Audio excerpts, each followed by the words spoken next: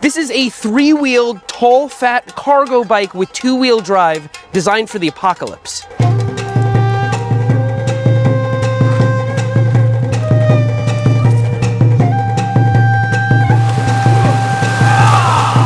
Yes, it has 2-wheel drive, which we'll talk about, and a huge trailing link suspension arm. It has steering linkage to operate the front wheel. And of course, there's endless space to strap supplies for the last bike packing trip you're ever gonna go on. This is the bike that won the internet last spring when it placed second place in the Bespoke Apocalypse build-off. But today, I'm gonna be the one judging it to see if any of this stuff actually works. Truth be told, this thing's pretty tough to get on. Oh man, it rides exactly like you think it does. It's heavy, not very maneuverable. It's kind of like the ice cream truck in Twisted Metal. And yeah, the rear link is super duper weird. Provides no benefit to the bike actually functioning at all, but it does provide huge benefits. You'll be really happy to have this with you during the apocalypse for reasons that will become clear. It does kind of trudge over anything though. Otherwise, the bike is extremely mechanically sound. That steering linkage works amazing, better than any other steering linkage I've used on a bicycle. It is straight as an arrow. There's no weird twists or bends in the frame. Given the parameters, this thing is actually very well built. I expect it to hold up to everything we're gonna do to it. But again, that rear link is something to talk about. I have got to see what happens with this rear link if we really push into it. If we go into a divot or over a big bump, what is it gonna do? Am I gonna just fall right off the bike? So I'm gonna get some of this cargo off of here so we can give it a proper test, and I probably owe you an explanation as to how I'm even in possession of this bike. This bike was originally made in England by a custom frame builder known as Tomo. If his workmanship looks kind of raw, it's because he was following this here rubric for the Bespoke Apocalypse build-off. Tomo, I call him Jonathan, entered the build-off with only 2 weeks to source the parts, build the bike, and test it, which is kind of in the spirit of the contest. They ask you to imagine a 2027 apocalypse where societal collapse, violence, and radiation leave you no choice but to embark on the bike-packing trip of a lifetime on perhaps the last bicycle you will ever ride. The rules are simple. Anything valued even close to $1,000 is disqualified. You must use what is on hand. Redundancy scores you major points, and the organizers include a list of supplies you must have, including water, a tent, camping supplies, etc. And again, Tomo entered this bike at the last moment. In fact, he had to add junction points to take the entire frame apart so he could fit it into his vehicle to make the trip. He famously rode 10 meters on this bike, like through his garden and back, to actually test it. And so we're actually doing more testing than he ever did. Still, the bike performed admirably in the competition. Competitors raced a criterium, an obstacle course, and they just had fun riding around displaying their creations. In the end, Jonathan's double-decker, fat tire, 2-wheel drive bike got second place for its unique design, but clips of it on the internet raised some eyebrows. This was the one that most people remembered, and thus, we sent him a message and he lent us this bike. It was very hard. Not only is this bike extremely big, but the whole trade and tariff situation was making this exchange nearly impossible, even without an actual sale happening. We couldn't have done it without Bike Flights, who partner with us for this video in order to navigate all the hairy stuff. It's a service that ships bicycles. I've been using them for years. But thanks to Bike Flights, we prevailed, and once I received this bike, it was a unique challenge assembling the thing. But Jonathan provided a build video for me, and at the end of the day, it was all held together with nuts and bolts, pretty obvious. And if this bike survives the day, I'll be taking it all apart again and stuffing it back into those boxes. So let's find something to test this rear link on. And thank you, Bike Flights, for making this possible. If you're shipping a bike and you haven't checked their rates, you're probably leaving money on the table and probably making things more difficult for yourself. All right. This is what I'm talking about right here. This is a good beginner test because you can see the ground goes like this. All right, we have our middle wheel up in the air. We have our rear wheel on the ground. What's gonna happen when we put weight down and the actual suspension starts working? Let's give it a try. Okay, suspension link test 1. This is gonna feel weird. Oh, I don't even know what I just felt. Ooh, this is gonna be bad if we don't have momentum. Whoa, okay.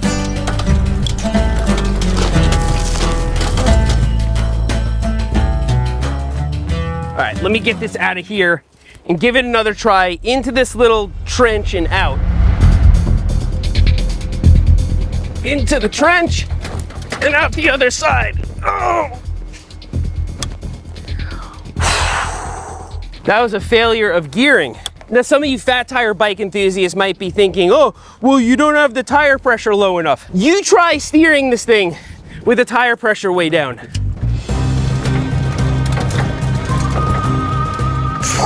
Oh, yeah. Oh, momentum for the win. All right, coming over there. Oh, I can't pedal. Oh, what happened? Oh, crap. Oh, sorry, John. Ooh, something's not right here. The whole thing is off. What happened here? Is that from the quick release? I think it's time to take the rear link off. So now that I've broken the rear link and we have to remove it, let's talk about it. So you can see the chain runs from the front cassette to the rear cassette. Front cassette. So the chain runs from the rear cassette to the rear cassette, just on the same cog, so it's the same gearing. So when this wheel turns, this wheel turns. Very half-baked, but I told you how rushed this build was. The rear link was even more rushed. John decided to do that at the last second, and then he just kind of threw this on and said, I hope it works. It's an apocalypse bike competition. And the rules of the competition are probably one of the main reasons for this. What did John refer to this all as? Fiddly bits. It's England.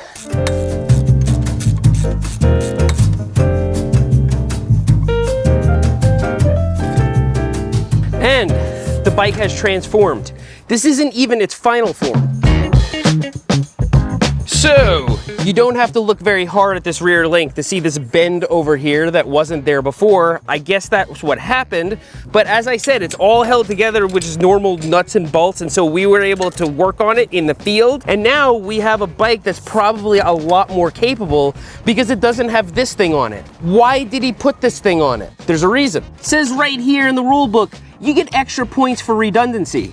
Here's an additional tire, an additional rim, cassette, disc rotor, quick release skewer, derailleur. We have that entire chain, but here's the kicker. All this steel over here can be reused. It's brazed together with a torch. You can just pull it apart. These are building materials that will be very, very valuable during an apocalyptic scenario. And as it's stated here, you're on the last bike packing trip of your life. You are taking this thing and you are not gonna find supplies anywhere. And so once you've reached that final destination where you're gonna sit in your tent as your DNA gets scrambled and you grow an extra nose, you could take this off and then use this for short range missions, which it would work very well for, and you just towed this along the way to use it as a trailer. You can strap stuff to it. It's your extra parts, it's your extra building materials. This is just a trailer to come along with you for the long haul, and that drive chain and everything, it's redundancy. Now, is this all very silly? Yes, of course. It was an apocalypse build-off. Of course it's silly. The first place winner had like a circular saw for cutting bones and a barbecue built into it. This is all supposed to be silly, and John's idea to put that chain around both wheels to make them both drive, it was a last-second decision. Anybody who loves custom bikes and weird bikes, you don't have to ask why, because you can. But now, without that rear link, I'm thinking this bike's gonna ride a heck of a lot better. And it does! This is a game changer! This bike is sick! Especially without that rear link. Now, oh my goodness, this bike is so smooth. And from this vantage point, you kind of have an advantage during the apocalypse because you can see who's coming. I bet you animals would actually be really intimidated by this thing. And the bike is really, really long, which makes it stable as well. The reach, look at this crap. Is actually not half bad as a mountain bike. It kind of goes over anything. This is actually a good bike. Now we can let some air out of these tires and really go fat biking. Now we're talking. This is an excellent apocalypse bike like this. There's still tons of places that you can strap stuff, and there's this huge rack down here, and because the bike is really tall and the rack is down really low and you're out in the center because of the steering linkage, this is really good weight distribution. It's really well balanced. So let's say you do finally set up a homestead someplace and you want to transport some building materials a mile down the road. Rack.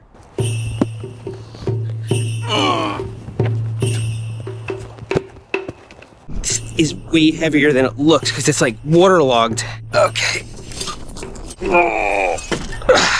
During the apocalypse, ratchet straps and Bowley straps are gonna be worth gold. Okay, so the question is, now, can we even ride the bike?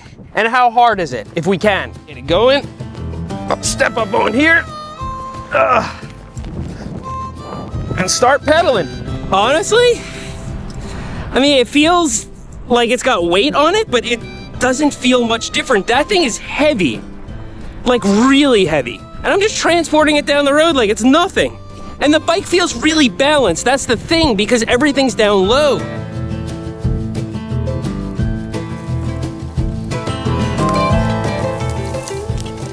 That is a capability I have never experienced before in my entire life. And yes, I've experienced bikes that could carry this much cargo, even more, but none that could carry this much cargo and go over the things that I just pedaled over. But speaking of this rack, it actually provides a disadvantage ground clearance. And believe me, the bike has plenty of ground clearance with it, but we can remove this rack and basically pedal over anything with this bike, or at least that's what I'm thinking.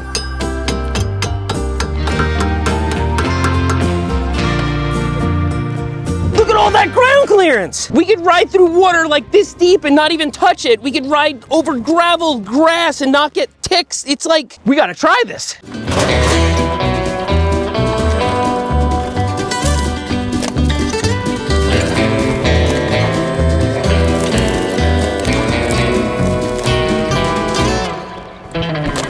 This thing's ridiculous.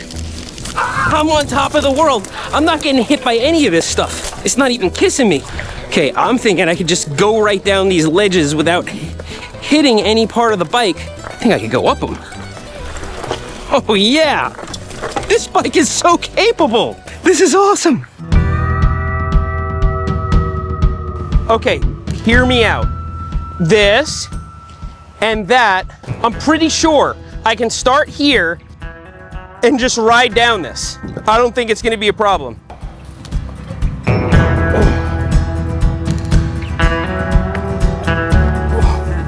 So bike comes through this.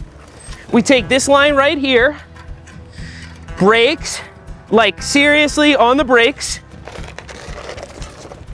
Oh, this is gonna be hairy. I wouldn't even ride this line on my mountain bike. Like I would go over the handlebars, or I'd have to like wheelie drop it or something, and then I would have no space. Like, we're in uncharted waters here. Okay, so we gotta get on the bike. Extremely difficult to mount because I kind of have to get it rolling, so maybe I can just, okay, we're up.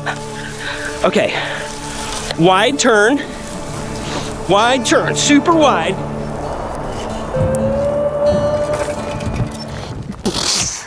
Okay, I chickened out a little bit there. I think I could have made it. What's gonna happen when we make this turn? I think we're gonna be all right. Looks super scary, but it looks like it would work. I know when something will work.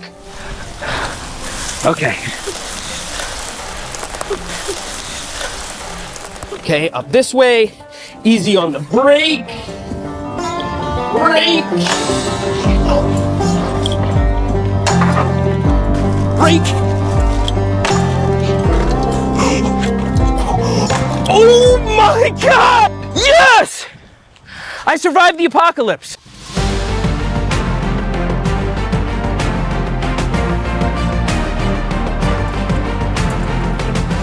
First of all, Jonathan, unique capabilities in more ways than one, in all its forms. Like, this is insane. I was really, really scared to do that, but I tested it and it looked like it would work. And so I have to trust physics, right? And it worked. It worked like way too smoothly. I have got to know how this thing crosses creeks. You're way up here. The water can be really deep and you can pedal right through it, theoretically. Oh, those are all thorns. And just on mountain bike trails in general, we have to take this to a mountain bike trail. Okay, we have a somewhat chunky descent down to the river. Oh, this bell's gonna get annoying. This bike is like uniquely enjoyable to ride, and the linkage steering does not feel nearly as weird as you think it would. With some suspension and stuff. Ah, wow. It's because it's actually not made to be a mountain bike, it's made to be an apocalypse bike. But actually, the wheelbase and ground clearance provide some unique advantages, and at speed, going downhill, well, it's probably dangerous, but it's kind of too fun. The length provides so much stability, which is important because you're up so high. It actually perfectly counteracts the loss in stability you get from being up here. So you're gaining all of this ground clearance, and you're not losing any forward-backward stability. I mean, I think this might be uniquely more capable than other fat bikes. I'm even catching a little bit of air.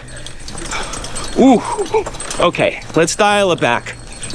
I gotta say, if this is what Tomo is able to build with barely any planning, he is a fat bike scientist.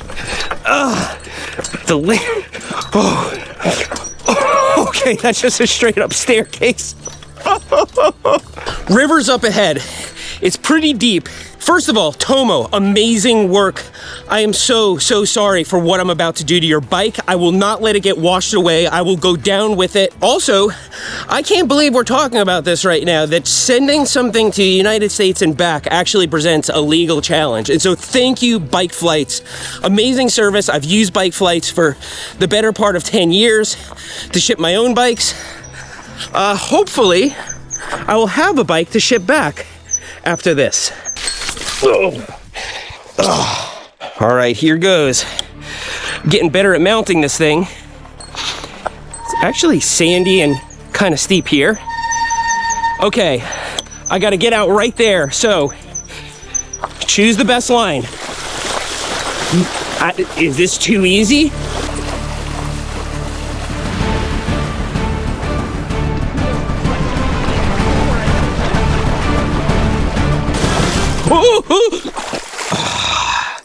So much for not getting my feet wet.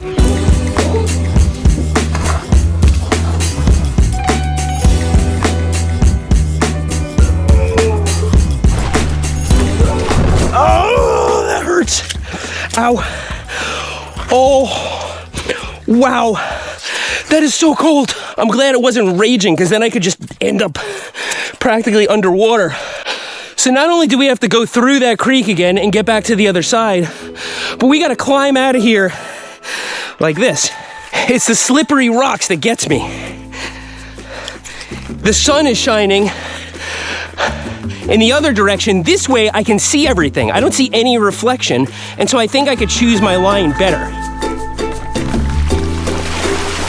Okay, I can see everything. Can you guys?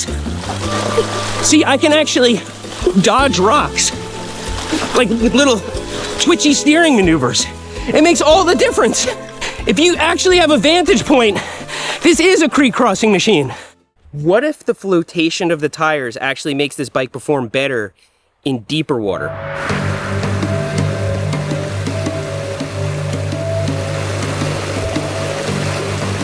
Okay, for some strange reason, I think I can do this. Just beyond this sandy stretch of single track is a very short, intense crossing. If I can take the right line, I think I can get through it on this bike without getting wet at all. Okay, we're up.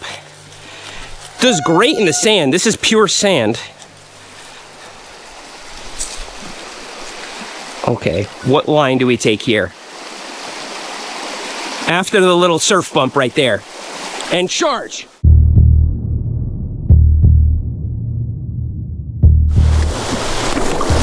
Okay, that didn't work like I had expected. Way deeper than I thought. Whew. That wasn't a good idea. Okay, how are we even gonna get on this bike here, let alone back through that? This time I wanna succeed. I think I have to go around that way and then gun it for the bank. I can barely even stand right here. Okay. Okay, we're on the bike. Okay. Okay, we're getting up ahead of the crazy stuff. We're still up. We're still up.